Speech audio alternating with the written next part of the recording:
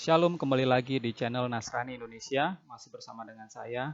Kita membahas tentang agama, sains, dan sejarah. Nah, pada kesempatan kali ini kita fokus ke agama dan sejarah, karena kita akan bahas topik kanonisasi Alkitab yang benar itu 66 atau 73. Ya, kanonisasi Alkitab 66 atau 73. Kalau kita beli Alkitab di toko buku atau secara online kita dapatkan, itu kebanyakan 66 yang kita bisa dapatkan, ya, dari Kejadian sampai Wahyu. Sebelum saya lanjutkan, saya mohon maaf kalau tampilan layar ini kurang baik ya. Saya mencoba software baru, tapi rasanya masih kurang pas. Nah, saya lanjutkan. Jadi materi kesempatan ini sebenarnya sudah diulas pada saat saya diskusi dengan gembala dari GBIA. Ya, nah, namanya Pak Firman Legowo. Tapi saya tidak upload secara utuh videonya di channel saya karena itu terlalu panjang dan tidak to the point. Nah, saya ingin to the point aja sekarang. Saya coba tampilkan cuplikan ya dari diskusi saya dengan beliau. Sebentar. Oke. Ini adalah tampilan video diskusi kami berdua kira-kira berapa hari yang lalu ya. Ini beliau yang sedang bicara. Pertanyaan saya ini waktunya 3 menit, nanti kemudian Bapak menjawab 7 menit.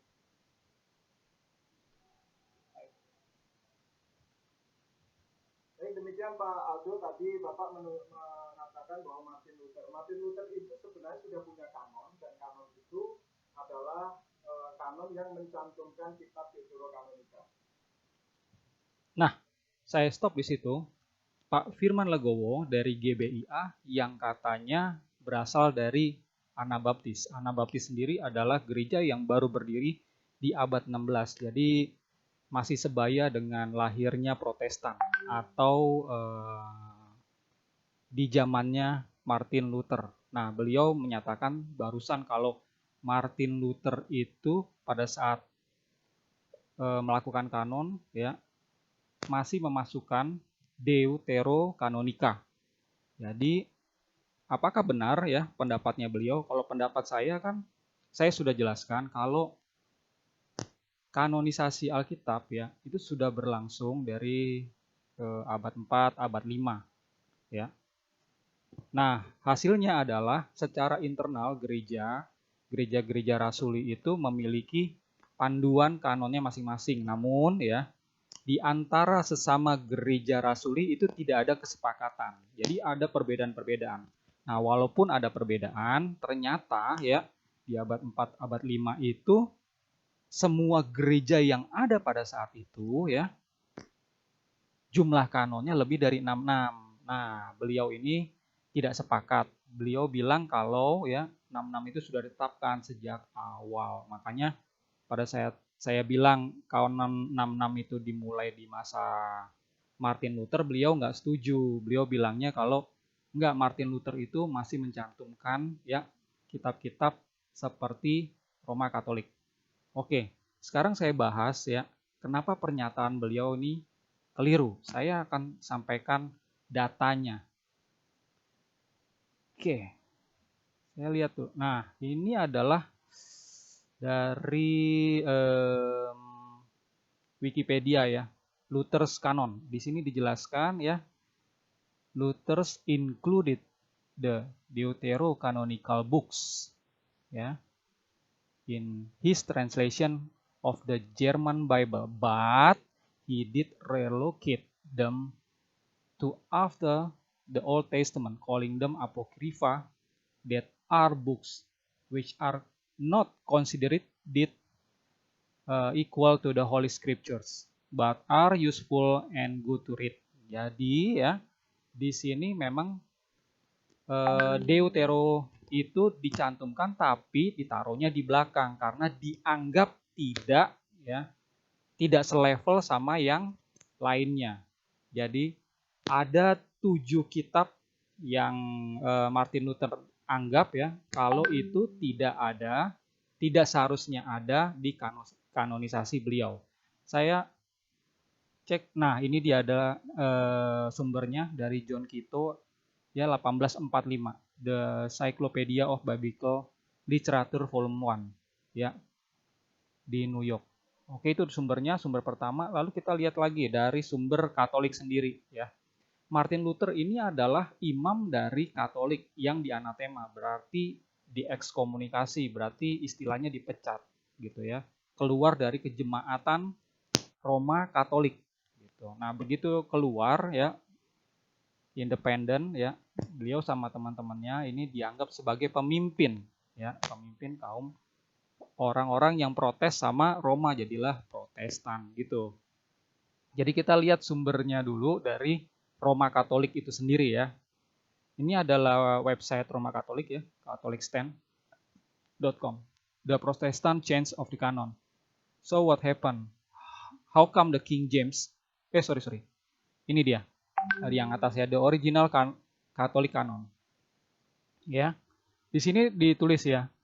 Pada tahun 367 ya, listnya itu 73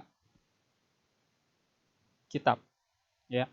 Lalu ya di tahun 328 ya, lalu 393, 397, di sini tetap dicantumkan 73 kitab.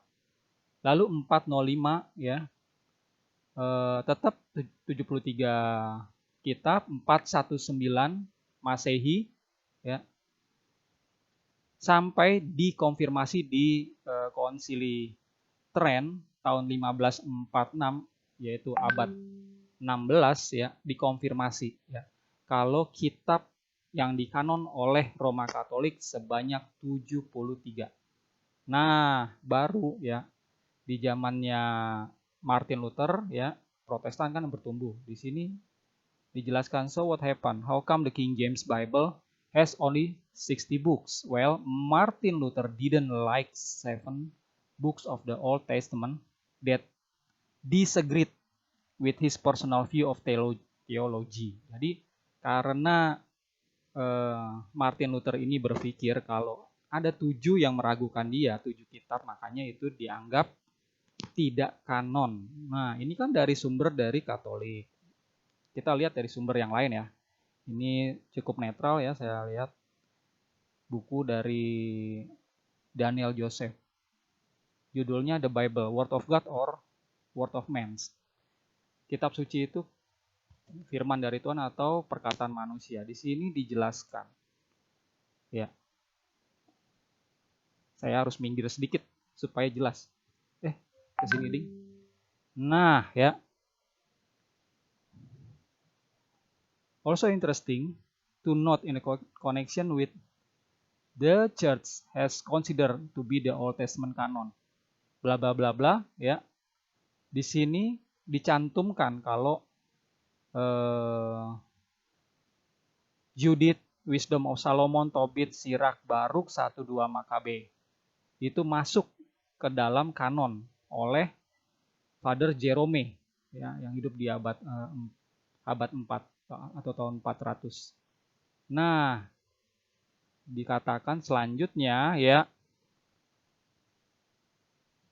inspired scripture in the church for 1500 tahun ya, the Protestant reformer Martin Luther in the 15th century ya, took it upon himself during the Reformation to exclude these books from the Bible. Jadi ya, 7 kitab yang tadi saya sebutkan itu dikeluarkan oleh Martin Luther ini. Sekali lagi ini adalah sejarah, buku sejarahnya ya, oleh Daniel Joseph Melani.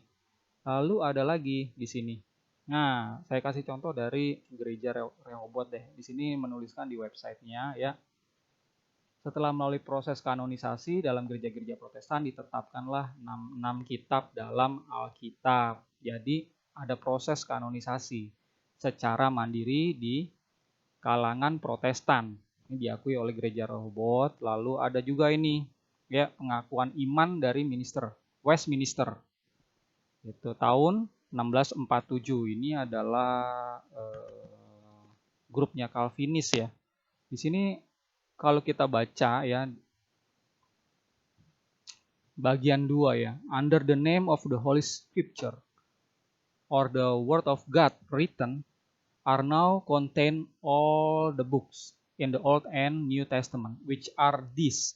Jadi di sini adalah list perjanjian lama dan perjanjian baru yang mereka adopsi. Ternyata kalau di total semua 66. Nah, jadi seperti pernyataan saya kalau Protestan lalu teman-temannya Martin Luther yang lain termasuk si John Calvin yang akhirnya menumbuhkan Calvinis ya. Ada New Calvinis, Old Calvinis, sekarang ada pecahan. Nah, mereka ini meyakini 66 juga. Oke, saya lihat di sini Alkitab Protestan awal. Di sini juga dijelaskan ya.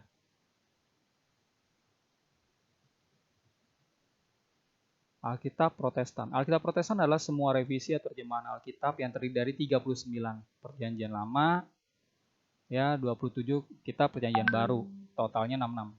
Alkitab tidak memuat 15 apokrif. Tulisan praktik ini dibakukan di kalangan Protestan mengikuti keputusan di tahun 1825 oleh British and Foreign Bible Society untuk tidak memasukkan semua kitab yang disebut apokrifa. Ini sumbernya. Housham L. Cheap Bibles, 19th Century Publishing and the British and Foreign Bible Society. Ini dikeluarkan oleh, ini kayaknya kampus bagus nih, Cambridge University Press. Oke, ini salah satu uskup saya juga dari Cambridge. Oke, ya di situ dikatakan ya, jadi kalau Alkitab Protestan itu sudah nggak punya apokrifa lagi. Kalau gereja-gereja awal yang saya sudah sebutkan ya, yang namanya kanonisasi itu ada kitab yang dianggap berotoritas, ada kitab lain sebagai tambahan yang disebut apokrif atau yang disembunyikan. Itu apokrif itu isinya taruhlah satu gitu ya. Contohnya Injil Protevangelion dari Mariakub gitu ya. Itu dianggap tanda tanya, tapi isinya ya ada yang sebenarnya sesuai dengan kitab-kitab kanonisasi ya. Yang lainnya meragukan. Nah, berapa persen yang meragukan, berapa persen yang sesuai itu berbeda antara rohaniawan satu sama yang lain. Oleh karena itu ditaruh di dalam apokrif yang disembunyikan. Jadi jemaat hanya diajarin yang khususnya yang di kanon utama ini. Begitu ya. Gereja Rasuli memiliki kanon, kitab kanon dan juga apokrif. Kalau di Protestan ya, begitu lahirnya Martin Luther ada Protestan dan lain-lain termasuk Calvinis, Rehoboth ya, sekarang ada Pentakosta, ada Advent ya. Mormon itu punya tambahan satu cuma intinya 66 juga, lalu ada Saksi Yehova, Mesianik juga ya. Apalagi Metodis dan lain-lain ya, semuanya itu mengacu pada 66 kitab ini dan tidak punya apokrif sama sekali. Gitu. Nah, ini saya kasih tahu sekarang. Sebelum saya ke sini, saya kembali lagi ya ke pertanyaan. Yang benar jadinya yang mana? Antara 66 dan 73. Gitu. Kan 73 tadi yang 7 kitab dihilangin sama Martin Luther kan. Jadi sisanya adalah 66 gitu. Nah, sebenarnya yang paling benar itu yang mana? 66 atau 73? Sebenarnya semuanya ini benar gitu ya. Kita sekarang hidup di zaman modern ya, sudah banyak aliran gereja, kita masuk aja ke dalam satu aliran yang membuat kita bertumbuh gitu ya, berubah di situ menjadi lebih baik. Nah, jadi jumlah kitabnya berapa, ikutin aja kata gembalanya. Kalau di situ gembalanya bilang 73, ya ikutin. Kalau gembalanya bilang 66, ya ikuti saja gitu. Jadi tidak masalah jumlahnya ini gitu. Ada yang pakai 66 tapi kan nggak baca semuanya gitu ya. Apalagi kalau udah berusia lanjut ya, di usia emas itu ya bacanya hanya setengah-setengah gitu ya, atau mungkin jarang membaca Alkitab gitu. Tapi kalau dia kelakuannya, tindakannya baik, mencerminkan kasih Kristus, berbuah-buah terus ya, ya Tuhan akan lihat itu. Tuhan akan lihat tindakannya, buah-buahnya gitu.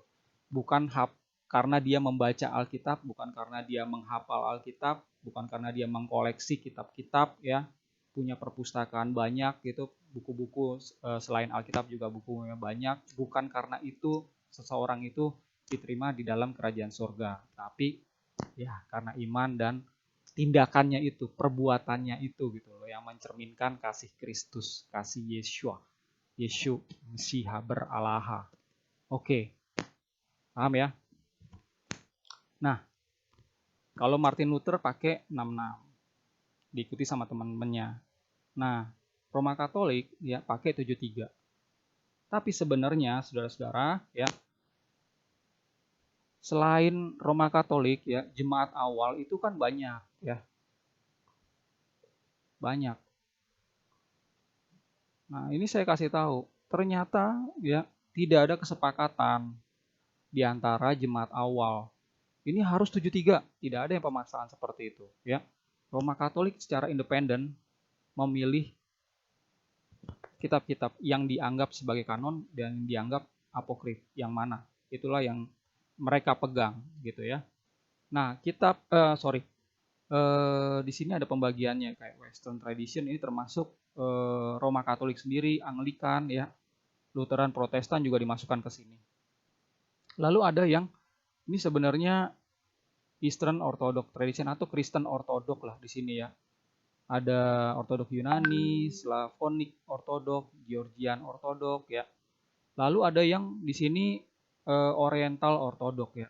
Terbagi-bagi tuh, ada Armenian, Syria, Coptic Orthodox ya. Nah, kalau dilihat listnya di sini, ini udah cukup bagus menampilkan data-data yang rapih, yang bisa dilihat dengan baik ya, untuk membedakan jumlah kanon masing-masing, bahkan secara rinci kitab-kitab mana yang dikanon dan yang tidak. Di sini tidak ada kesepakatan sama sekali di antara semua gereja-gereja ini gitu ya. Tuh lihat, ada yang yes masuk dalam kanon, di sini tidak gitu ya. Ini tidak, yes no. 1 Makabe, 2 Makabe, 3 Makabe. Lihat, 4 Makabe. Ada yang ini tidak semua. 4 Makabe. Jubile. Ternyata di sini nih Ortodok Ethiopia. Ini memasukkannya. Ethiopia Makabe itu masuk juga. Ethiopia 23 Ethiopia Makabe masuk juga. Yang lainnya enggak gitu ya. Semua di sini dirinci dengan baik. Jadi ya, sekali lagi saya bilang, kalau kita hidup di zaman modern ini, ikuti saja apa kata gembala. Kalau di situ gembalanya bilang 73, kalau berbeda misalnya 80 ya, 90 ikuti saja gitu loh. Karena itu kurang penting sebenarnya kan. Kanon berapa, yang penting adalah ya, walaupun baca satu juga, kalau hidup kita baik ya, beriman, terus seperti tadi saya bilang berbuah-buah, itu berkenan di mata Allah. Nah, Bapak Ibu, kalau dilihat di sini listnya, ini sebenarnya masih ada satu ya, kalau saya bisa tambahkan di sini, ini yang berbeda ada di sini ya, kanonnya kan di sini kanon Septuaginta ya kan, kebanyakan di sini. Kalau yang di Western Tradition ya, ini Protestan, ini memakai Masoretic Text yang Masoretic Text itu adalah teks PL di dalam bahasa Ibrani yang dibuat kaum Masoret ya. Ini adalah Yahudi yang nggak percaya sama Yesus. Nah, Yahudi ini baru ada tuh abad 6, abad 7, lalu mereka membuat teks kitab suci perjanjian lama ya. Jadilah di abad 10.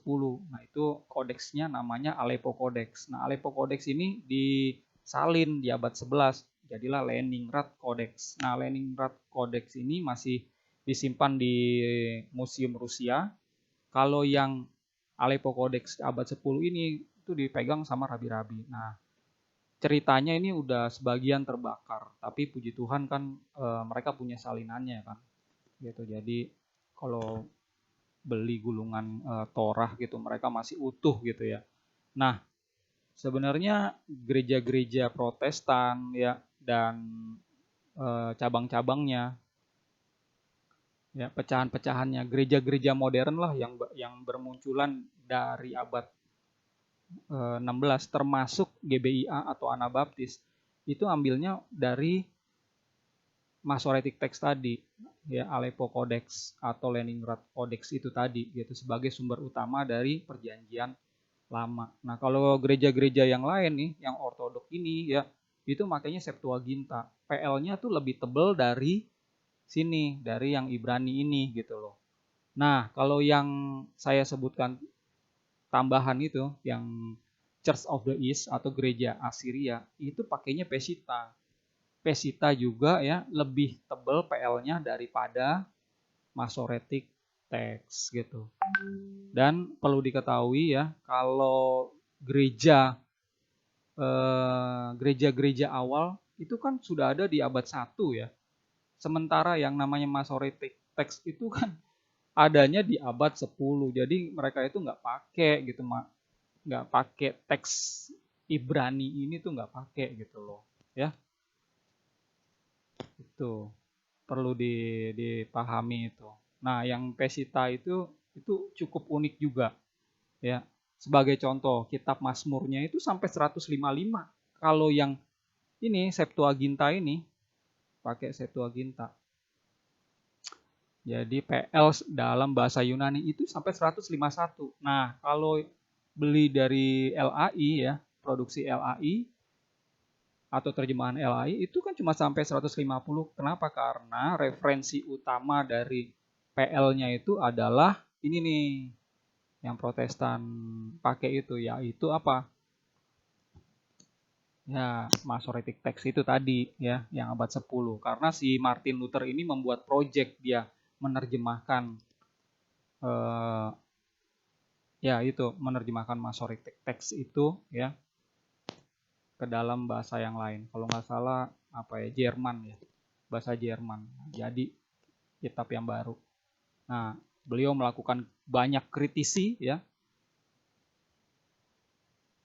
dan akhirnya ya itu kesimpulannya dibuanglah yang 7 kitab tadi. Oke, itu aja yang bisa saya sampaikan ya. Jadi begini ya, yang namanya sejarah itu sudah terjadi ya. Ini sudah terjadi gitu. Beda sama kalau kita baca kitab suci. Kalau kitab suci kita baca misalnya ini Kejadian 1 ayat 1 gitu ya. Nah, itu kan tafsirannya banyak ya. Ada 10 rohaniawan baca Kejadian 1 ayat 1. Bisa 10 tafsiran yang berbeda. Bisa 9, bisa 8. Itu wajar ya, karena itu menafsir. Tapi kalau namanya sejarah ya, itu nggak perlu ditafsir lagi, tinggal dicari sumbernya, gitu ya, dicari sumbernya. Misalnya Indonesia merdeka 17 Agustus 1945, ya, anak saya udah tahu itu, walaupun masih SD, gitu. Karena diajarin itu nggak berubah. Jadi kalau ada orang bilang gitu ya, enggak Indonesia merdeka 1950, oh enggak 1928, oh enggak 19 yang lain-lain. Nah, itu kurang tepat gitu. Nah, balik lagi ke sini. Jadi yang namanya kanonisasi 66 itu ya, itu baru ada ya di abad 16, di zamannya Martin Luther dan kawan-kawan. Ya, tidak ada di abad-abad sebelumnya. Itu adalah sejarah. Jadi itu sudah terjadi. Kok sejarah jangan dipelintir-pelintir gitu loh. Martin Luther nih sudah membuang 7 ya, 7 kitab ya, Deutero itu ke bagian belakang, maksudnya itu dibuang gitu, tidak dianggap sebagai kanon ya. Jangan dianggap kalau Martin Luther itu masih memakai ya, karena Martin Luther ini adalah orang pertama yang menelurkan ide ya kanonisasi 66. Oke, itu aja yang bisa saya sampaikan kepada rekan-rekan, terutama kepada Bapak Firman Legowo dari GBIA. Semoga ini bisa jadi bahan pembelajaran kita semua gitu ya. Terima kasih. Shalom aleihim, assalamualaikum. Assalamualaikum.